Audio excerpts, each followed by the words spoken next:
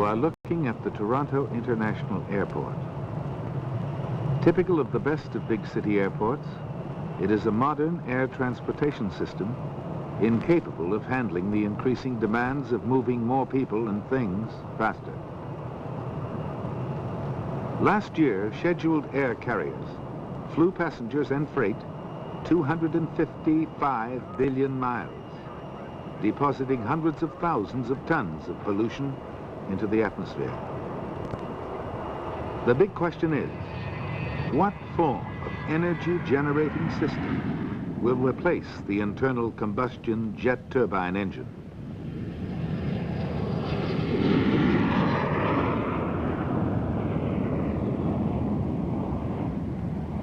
You are looking at part of the Metropolitan Toronto Thruway system.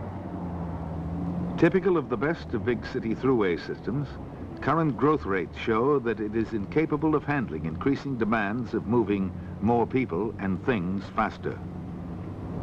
These internal combustion engines are burning gasoline. Internal combustion systems are approximately 16% efficient, measured at the wheels. The result?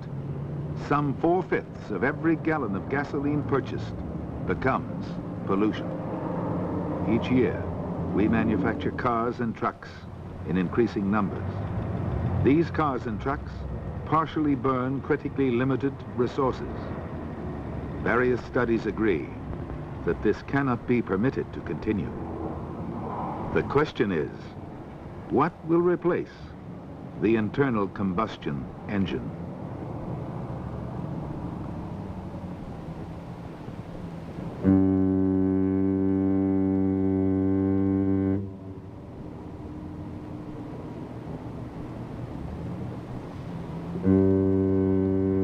This is a steel producing factory. Typical of most modern heavy industrial systems, the furnace engines are burning coal. The best energy conversion system using steam is only 39% efficient. All the rest becomes pollution. Pollution in the long run threatens the lives of every living thing. The big question is, can we develop a cheap, non-polluting method of generating ample electrical energy to operate a given production capacity to light, heat, and air condition the premises, to recycle the solid and liquid waste, and purify the water and air?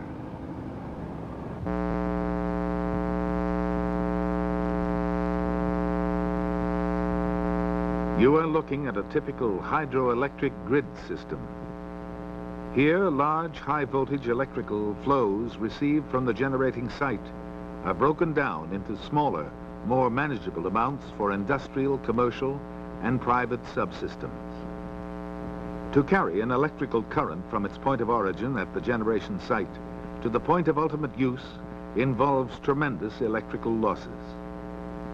The greatest electrical demands come from densely populated industrial areas where electricity is needed most to operate essential services such as light, heat, air conditioners, and elevators. Excessive demands have already caused brownouts on the northeastern seaboard. Blackouts may not be far behind. The big question is, what electrical generating system can replace existing generating facilities and deliver abundant electrical energy where it is needed cheaply? You are looking at a thermonuclear reactor facility.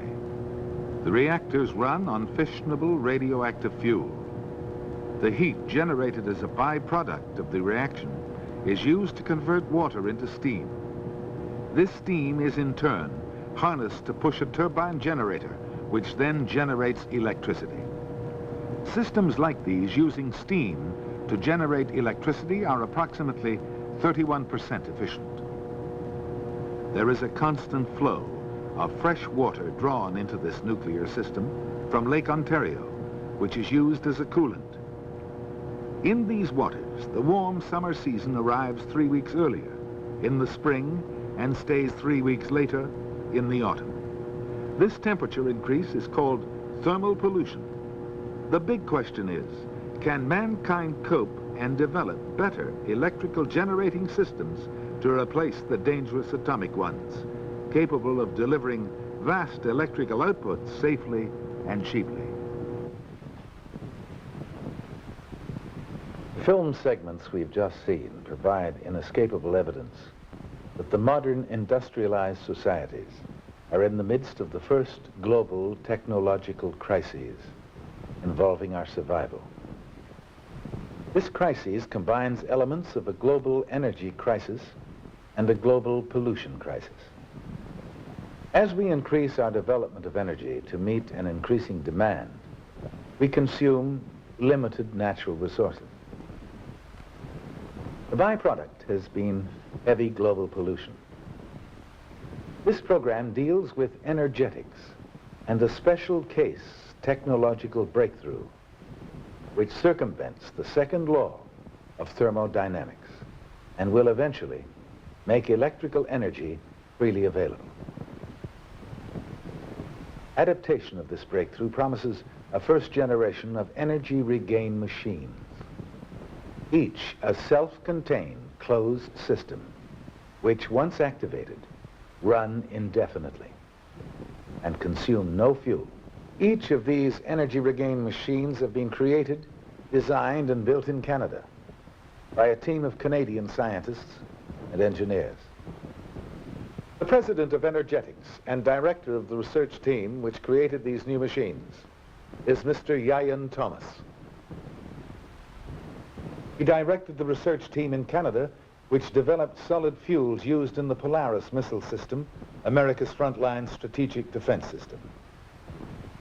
For years, the president of Designex Limited, one of the largest engineering think tank firms in Canada, he supplied the chief technical advisor to the Chief of Defense Staff in Ottawa, as well as providing engineering problem-solving services to the aircraft industry, the automobile industry, and the oil industry extensively. During the past 7.5 years, Mr. Thomas has designed, built, and tested various energy regain systems. These systems have been tested by engineers and scientists representing government and industry in Canada. Until now, a tremendous blanket of secrecy has covered this work. As we heard a moment ago, Mr. Thomas, the present generation of your energy regain devices has been a fact of life now for 2.5 years. Can you recall for us an event or sequence of events which started you on this dynamic breakthrough? Well, Mr. Willis, we were a design office catering to the automotive and aircraft trades, the aero engine as well as the airframe, some defense contracts. And this is a very fertile breeding ground. You're a very good type of man working in design engineering because he's trying to overcome problems daily, dealing with contours and forms that have never existed before, as in a new automobile, the tooling up thereof. But the work that actually triggered us off on this pursuit was a contract with Lucas and Arthur, the meat packing people. In the course of this work, an accident occurred where a carbon drill rod fell within the sphere of influence of this low-frequency cycle. Accidentally? Accidentally, absolutely. And it became immediately cherry red, which under ordinary circumstances any metallurgist would not expect it to or become influenced for at least 5 minutes in a furnace, for example. So many theories were propounded by the three of us who witnessed this event. We were astounded and dumbfounded, of course. You didn't know how it happened? Oh, not at all. No idea. It was quite startling. And we built a toroidal vessel, which is to say a stovepipe within a stovepipe within a larger stovepipe, say 4-inch diameter within an 8-inch diameter within a 12-inch. And these would be spaced with galvanized tubes and bits of angle. And we used drill rod as our flux density core. And we wound a helix round the outside and just blew air through. The helix is a piece of... An electrical conductor that you wind round in progressive fashion, not over itself. No. Just as you a fishing reel, for example, you know, as it winds in.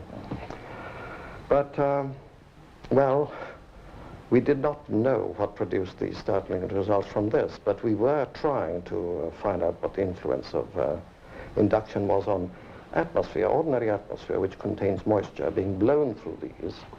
And we read the wet and dry bulb thermometer on the input side and compared it to the output side. And this appeared to be quite a considerable heat regain, which is to say more energy coming out than we actually put in. And, how long would this tube be, Mr. Tyler? Oh, well, the first one we did, I think, was about 8 feet long. We eventually went to 29 feet long. Yes. We found that what happened was that the atmosphere, humidity is vapor clusters, and we, by bombarding with induction in the course, as it ran the gauntlet, as it were, from one end to the other, that's right, we were breaking this down into molecular form, and thus releasing some energy. For instance, you know that clouds contain electrical charges. Yes. So we were releasing some of this, you see. And this is what turned the rod? Partially. We were on the track. Yeah. We were on the track, as it were.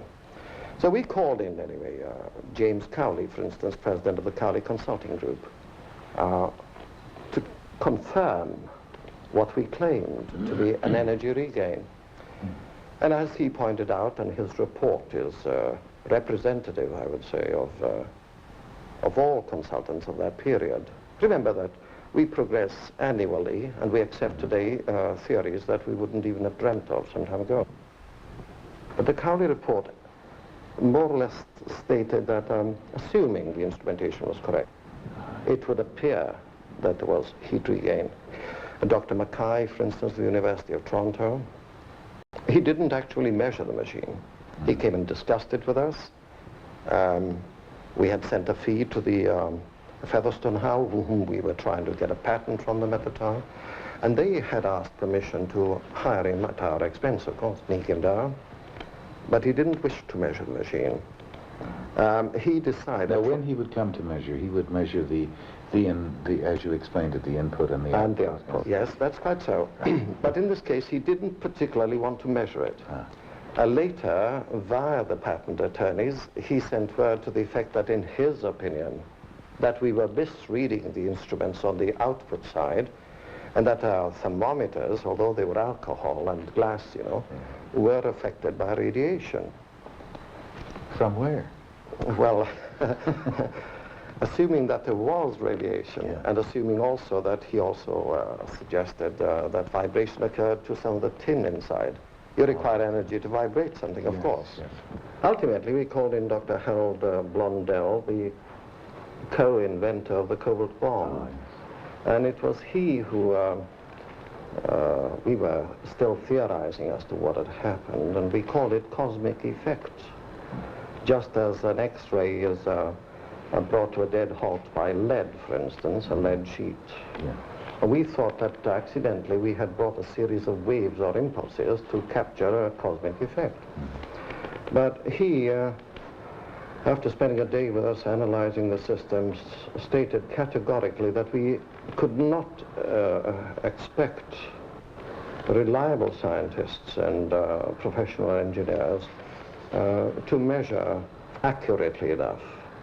We thought, of course, that our margin of output was so much greater that there was no quibbling about accuracy of instruments. However, we agreed that we would convert everything into water. Water, everything is measured relative to water, all specific weights. Water is number 1, specific weight 1.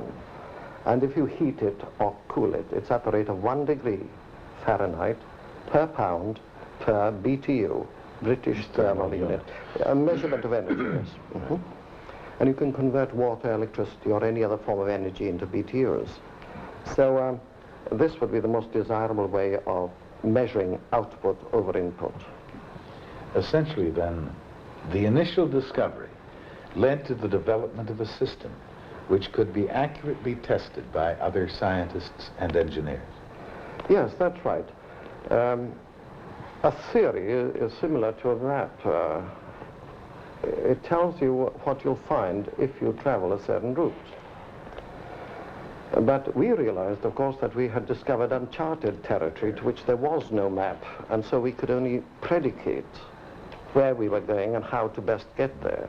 Our discovery was so monumental that there was no explanation for it in contemporary physics to account for this phenomenon, you see. You must have realized, though, the potential of this breakthrough for DesignX, particularly after your previous successes with solid fuel propellants. How did the research develop? Well, we were a substantial company. We had about 50 engineers, and we were able to make a fair margin of profit. And what profit we made it with the right hand and gave it out with the left, as it were, to the experimentation. But the high cost of this eventually, after 6 years, broke us financially. So actually what we did was to obtain further contracts and concentrate more on the payload sort of work. We had a very substantial contract of the Bell telephone, for example, which sustained us a little further. But we decided that we could not accept certain types of work because there may be a conflict of interest. An example of this would be we had done some work with Shell Oil Company, and they had inquired whether we were interested in doing some more. But by the time they asked us if we would embark upon yet another venture, we now knew that their method was obsolete. At this stage, when you realized that their systems were beginning to be obsolete, was your machine that same machine of the tubes? Oh, no. Had you gone on? No, we were graduating toward more sophisticated equipment. And we were discovering many side, shall we say, inventions, for want of a better word. We had to invent certain systems in order to overcome deficiencies or problems. I see. Oh, yes. Now, at this point, your engineering design company had ceased operation. You'd sold your house to pay off debts that had accumulated while you were developing your discovery. And the general reaction to your experiments were not encouraging. No. Now, notwithstanding all of this, you pressed on. Yes, well, at the laboratory, we had been using open systems, which are hard to measure. And despite the fact that we had converted into water measurements, as Dr. Blondel had suggested, thus removing any assumptions of instrument readings, accuracies. So we moved toward closed systems, and for this purpose we formed a company called Energetics in order to deal with these closed cycles. These are similar to refrigeration systems. You never see the gas emit or exhaust therefrom. It continues. Did you have your finished machine producing usable electricity at this point? No, far from it. We did not have a map for the territory we had entered, so we decided to use off-the-shelf equipment, as earlier noted, Dunham-Bush compressors and condensers and cooling coils, and the DuPont R22 Freon 22 as the refrigerant. The reason for this, of course, was these items have known efficiency ratings with which to compare what we could produce with. So this would allow us to have our efficiencies determined with far greater accuracy. We were on the road to making electricity. We had insinuated a turbine into the system and been rather pleased with the results because this increased further our cooling effect or refrigeration effect. It's an ideal condition for the commutator or the rotor to work in because moving as it does with the speed of the turbine, and the turbine goes rather faster under these conditions because of the Claude-Lindy effect. The gas, as it emits from the exhaust ports of an air tool, for example, collapses into a low temperature. And the lower the temperature you can generate electricity in, it's of a great advantage. Plus the added fact that any heat or energy generated by both the turbine and the generator is picked up in the gas passing by on its way to the cooling coils. Now, I hate to be nosy about the machine. All right. But at this point, it's not the tubes anymore. It's number 2 or 3.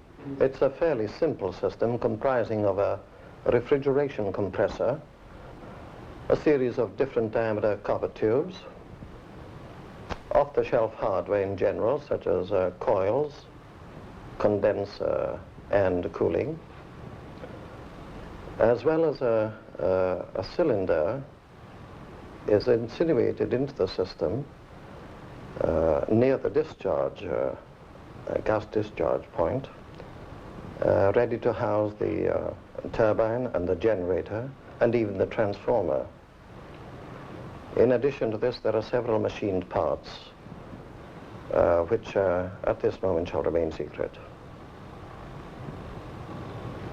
Mr. Thomas, other than the compressor, which is part of your system, and the generator, which you introduce into the system to produce electricity, are there any other moving parts? Well, it's a question here of qualifying which system, because this is rather a complex affair in that it lends itself in many directions. Basically, the basic system itself, as described a moment ago, is in and of itself admirably suited for simplicity of design. It has, as its key feature, rather fewer moving parts than any other system hitherto. The intention was to get away from over-sophistication. The key feature that we had then was to operate at a low temperature where there's very little wear. In other words, to try and get as near entropy zero as possible. Thus, the longevity of the machine is greatly multiplied. And it is obviously quite a bit bigger than the tubing and so on. Oh yes, quite a bit bigger at this particular stage. We had at first tried to use car generators, but we soon ran into their planned obsolescence. Yeah. And then we switched into aircraft generators, which are lighter in weight, smaller, and of higher rotations per minute. And we found that we were getting far higher rotations per minute than the manufacturers claimed under these particular conditions. Now, at this point in development of your system, you still needed electrical input to keep your prototype machine running, although you got more and more work done on less and less electrical input. That's correct. It was during this period that one of our experimental machines hit upon the datum line, or what they call the state of equilibrium of gas. Now, this is not unusual. Every gas goes through a state of equilibrium, but only for a fraction of a second or a millisecond or something like this. No one really timed it. We were too excited, but it was between 20 and 30 minutes, say. And each one of us in turn jumped and felt it. And the nearest thing I can describe is, although I've never had a divining rod in my hand, is as if I was holding one. You sense it, you feel it. The gases are struggling with each other. The molecules want to go up or down. And of course, this is the datum line which enables us to think of the Carnot theory as something more than a theory. This has been a sort of dream of mankind, if you could have a cold heat engine. Mr. Thomas, you've given us a highly detailed and technical history of your apparatus. But I get the feeling that what is most important here is that the system is infinitive. Now, does that mean your machine will be able to operate and generate electricity without drawing energy from an outside power source? Ultimately, yes, we will be able to. If we put X units of energy into a system and obtain Y units out, and this represents twice as much as the manufacturer can claim for his system, by insinuating this turbine generating into the system, we increase the Y into a Y plus output. And bear in mind, we have in the meantime got some work done by the turbine, which is to manufacture some electricity. This therefore must be deducted from the input. Therefore, we now have less going in and more coming out. This is infinitive. Yes, also creating electricity. Sure. That is why we call it the infinitive concept. In other words, once your system reaches a certain point, it becomes ultimately self-regenerating and will continue to operate independently without an outside power source to generate electricity while developing increasing refrigeration effect. Ultimately, yes.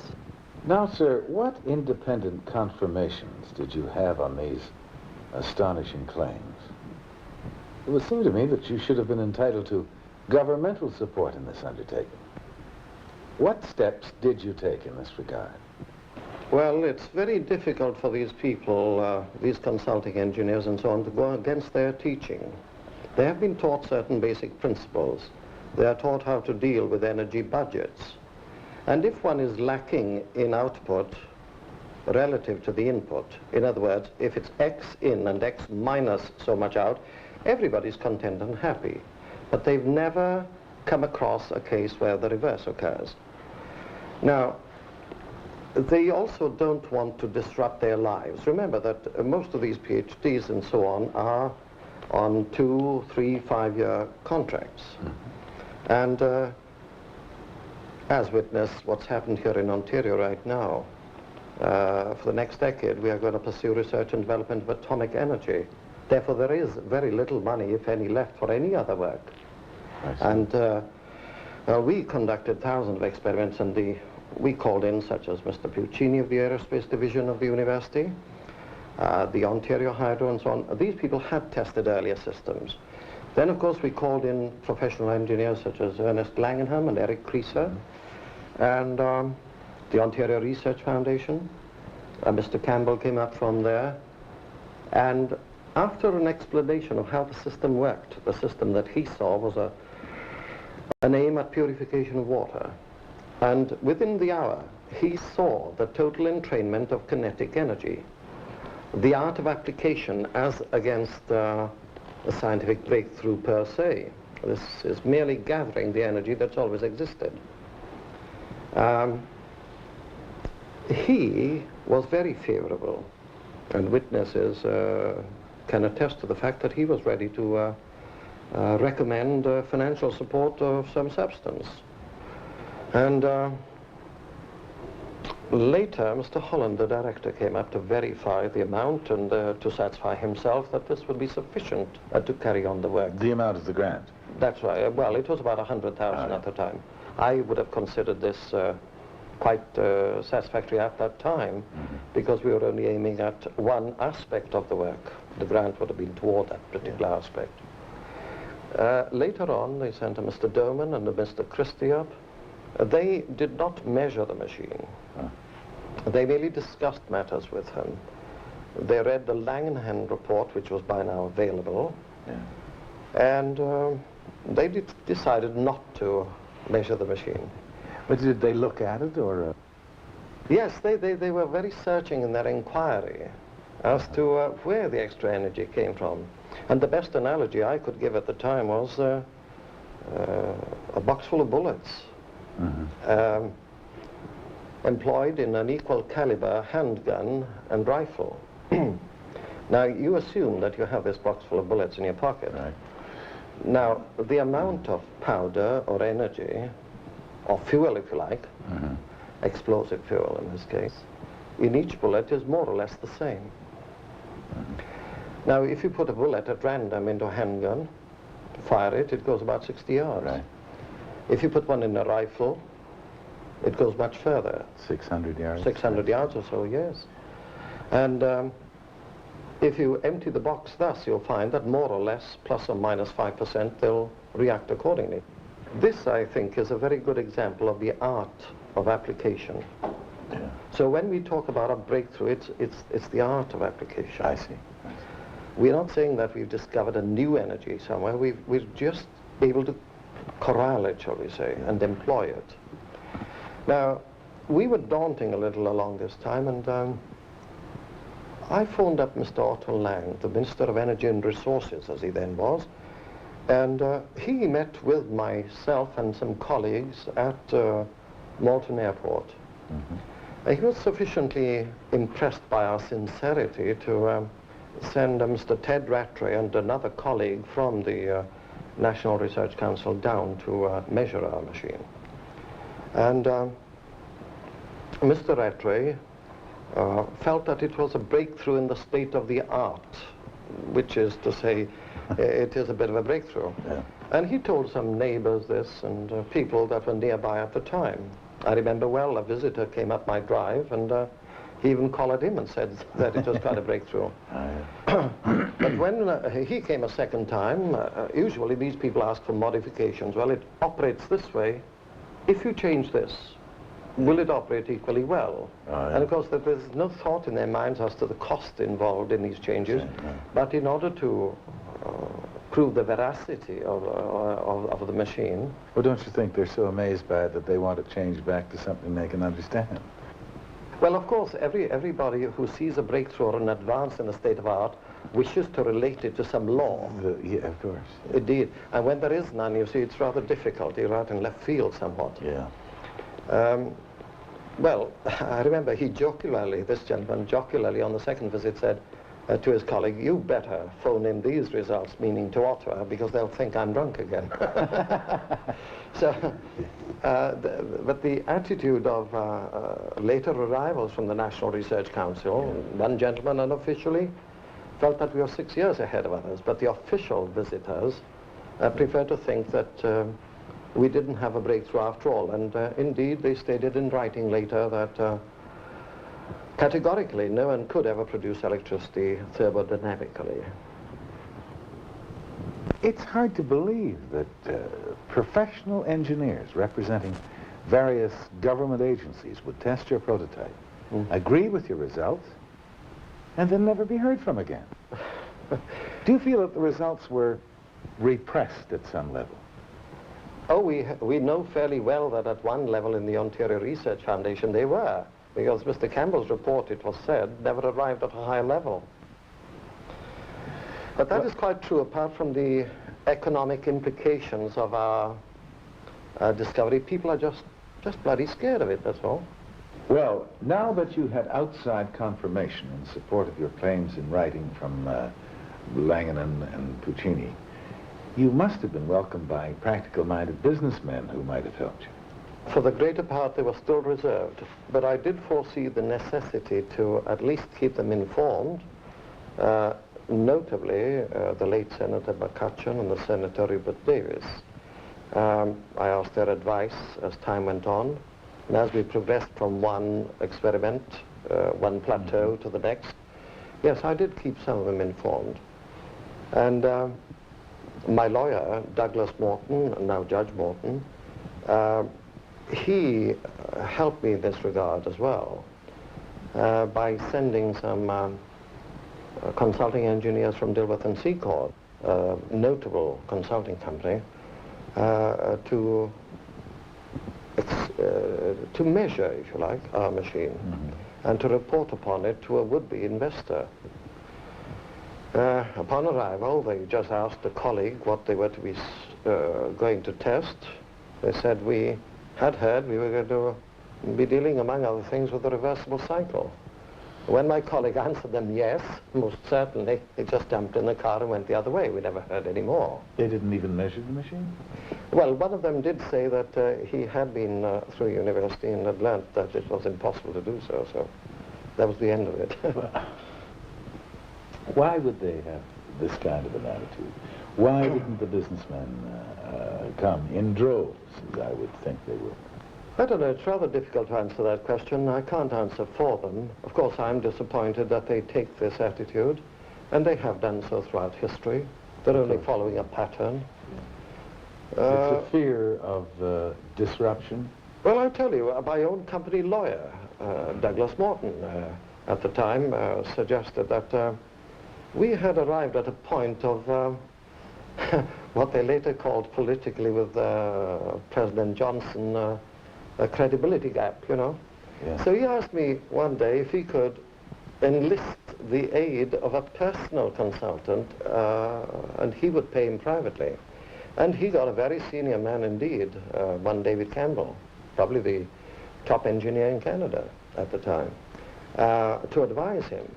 Mm-hmm. So he brought David Campbell down, and he just felt the machine, saw the compressor, closed his eyes, beckoned Doug to come with him, and later on I heard that he was quite impressed, sufficiently so to advise Judge Morton to tell me to get in touch with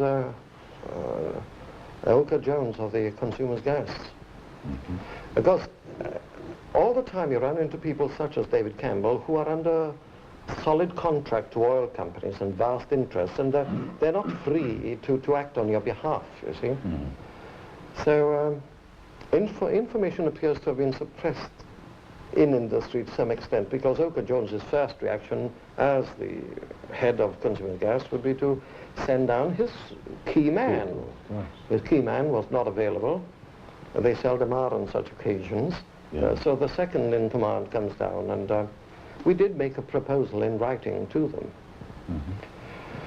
Mm-hmm. Mr. Ralph Long of Dunham Bush came down. We asked him to arrive and measure, and when he saw that we seriously and sincerely had something in the nature of a major breakthrough, yeah. He abandoned further tests and advised us. We had called him down as the top Canadian company, as we thought, and he advised us that his company had then been purchased or taken over by an American concern. But he was quite firm that we had a breakthrough with his, and were able to do something with his equipment that his own company were unable to do. My name is Ralph Long. I'm a vice president of Dunham Bush of Canada, a company who for a period in excess of 40 years have been manufacturing industrial heating, refrigeration, and air conditioning equipment. I personally have been with the company some 30 years in production, sales, and system application, particularly in refrigeration application. During the early part of 1970, Mr. Thomas purchased from our company heat exchange coils and a compressor, describing briefly the system to which the equipment was to be applied. Periodically during the following weeks, Mr. Thomas and his associates at the time reported several results. Being critical of their claims, I was invited to personally conduct a test of their system, which I did in July of 1970 using my instruments. I was again invited to see the system in 1971 and noted several modifications had been made in the equipment, which had been in operation for several hours before my arrival. I noted one component of the closed system heavily frosted, and also noted the suction pressure was at 70 pounds pressure, or a corresponding temperature of 37.9 degree Fahrenheit. And as ice forms at 32 degree Fahrenheit, this condition was impossible. The temperature at the frosted component, incidentally, was minus 40 degree Fahrenheit. The foregoing, plus my lifelong experience in this industry, proves existing refrigeration systems are obsolete. If I may, let me try to put this into perspective, Mr. Thomas. Yes. A professional engineer has reported that the performance of your energy regain system is contradictory to the second law of thermodynamics, right? Now, a senior engineer in charge of North American pipelining for a major oil company once called your system perpetual motion plus. And the vice president of the largest manufacturer of compressors in North America states uncategorically that your system makes every piece of refrigeration equipment now in use obsolete. Well, to me, the question that remains is this: why has there not been a tremendous uproar in the scientific community? We must keep in mind here that we are not dealing merely with a new invention. Our discovery represents a new view of the universe and our place in it. A scientific theory basically is a set of premises which seeks to explain a certain set of data. Now, if the data is brought to light or found or discovered which contradicts that theory, we change the theory, not the data. Unfortunately for us, the second law has provided such a far-reaching base of technological development over the years that data contrary to it is actually legislated against.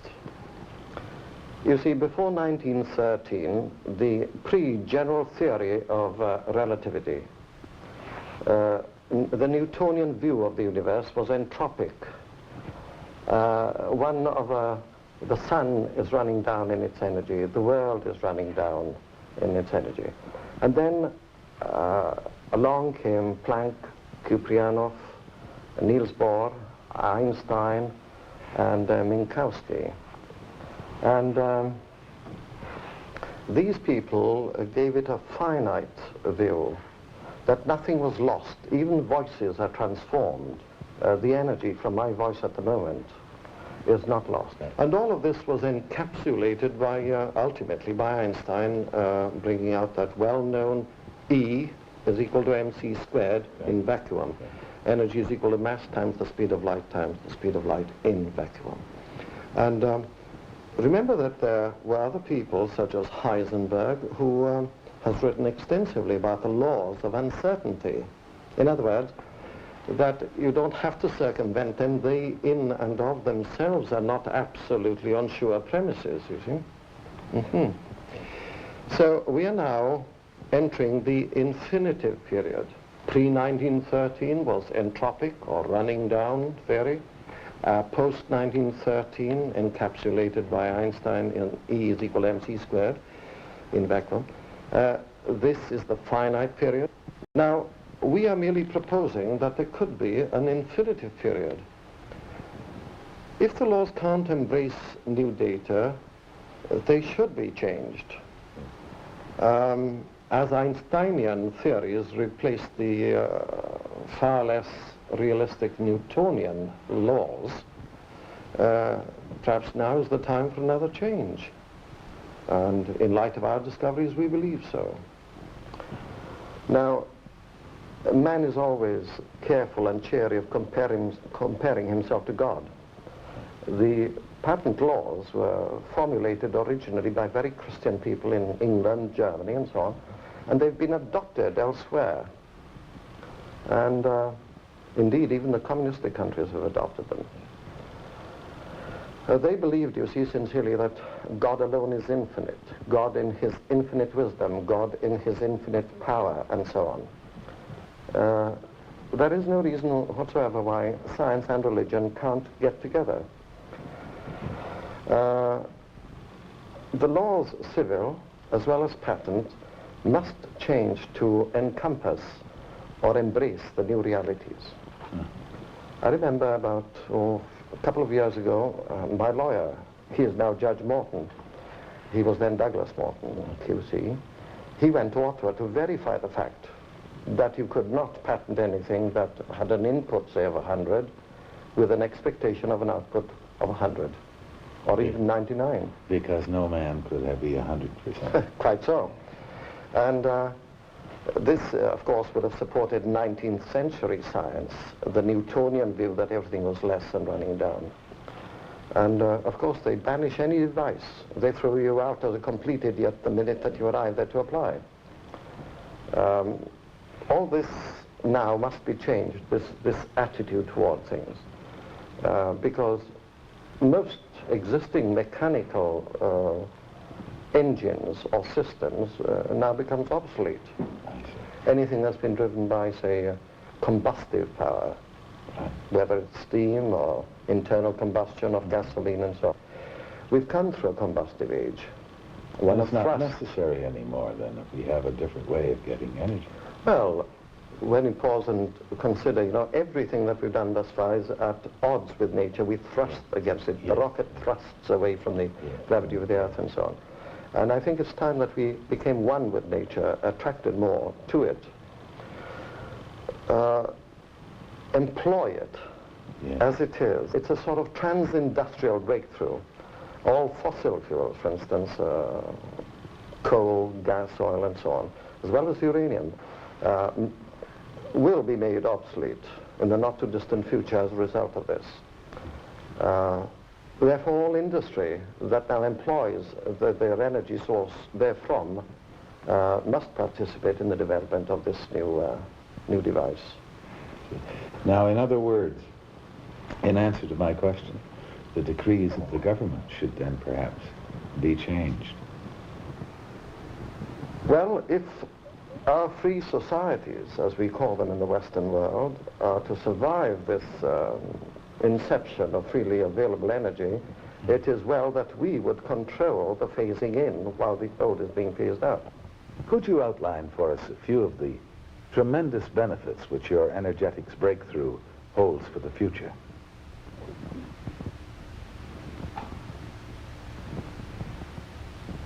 The answer to the question of replacing the aircraft jet turbine engine is energetics systems. Aircraft in their present form will disappear into museums or extinction. Runways will be unnecessary. The sonic boom of today will disappear with today's generation of aircraft. The total force of propulsion will be internal, and the atmosphere in front of the vehicle will be collapsing into silent travel. Just as the discovery of potentially enormous flows of electrical energy has preceded subsequent inventions based on its use, space travel will become an economic, practical proposition once our newly developed energy regain devices have been integrated into accommodation systems. This technical revolution will certainly require new international legislation. Like the airplane, automobiles, indeed all internal combustion vehicles as we know them, will cease to exist. In the beginning, today's motorized vehicles will be replaced by a generation of devices similar in exterior body design and function for on-ground use. These vehicles will operate electrically by means of a built-in energy regain device. Brakes will be electromagnetic and will therefore be friction-free and fade-proof. By assigning all vehicles a relatively identical polarized magnetic field or charge, they will become collision-proofed as well. The built-in energy regain device may remain active through the life of the unit. No more on-off, only stop-go. In a short time, the new transportation industry will make available a second generation of related devices, offering a wider range of functions. These vehicles may hover from the moment they are activated until they are dismantled for recycling. Once energy became freely available, all current concepts of the division of labor and mass production become obsolete. The new production facilities may deliver any electrical appliance one can name with a power source built in. The lifespan of these new machines will be planned by a vast computer system employed in designing future model designs. This new appliance technology will require minimum maintenance, cost relatively little, and will not wear out. As the end of their life cycle approaches, appliances will be recalled for recycling, and a new, improved generation of appliances will be substituted into the consumer equation.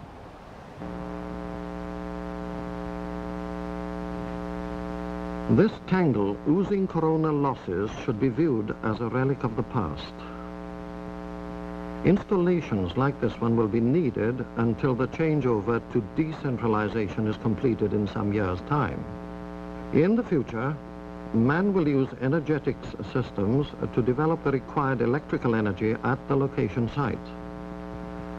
Hospitals, factories, apartment complexes, individual homes, and auto transports will contain individual or community energy regain devices developing electrical energy to serve the increasing needs of mankind. Once again, we are looking at the nuclear station located on the shore of Lake Ontario. This installation was constructed at a stated cost of approximately $750 million. Add to that figure the cost of the land and the interest on the money borrowed, plus the shared expense of developmental costs with a donor nation, plus all the non-disclosed costs classified as secret or top secret, and a newer, more complete cost picture emerges. In the past, centralized authorities controlled the centralized distribution of energy in the form of electricity and fossil fuels. Now, with the newer energy regain devices, all that is changed, and the development of electrical energy will become increasingly decentralized. The impact of this beneficial development upon mankind cannot be predicted fully. In the sources of invention, the authors state that nearly all the important inventions in steel in the 19th century came from rank outsiders whose ignorance of what could not be done was their chief asset. Farnsworth, the inventor of television, tells the story of how at one stage a professor gave him reasons why his ideas, subsequently successful, could not possibly work.